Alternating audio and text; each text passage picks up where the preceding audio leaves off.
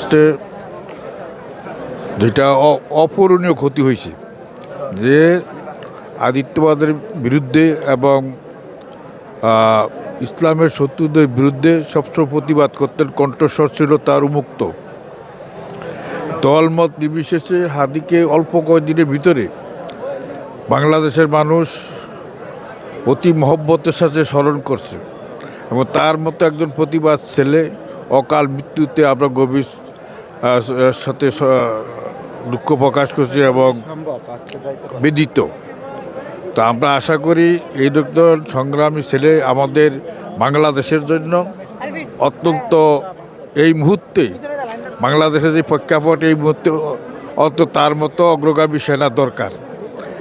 আমি তার রুহের আত্মার মাগফিরাত কামনা করছি এবং যারা তাকে হত্যা করছে তাদের সঠিক তদন্তের মাধ্যমে কঠিন শাস্তি এবং বিচারে আওতায় আনার জন্য সরকারকে উদ্যত আহ্বান জানাচ্ছি।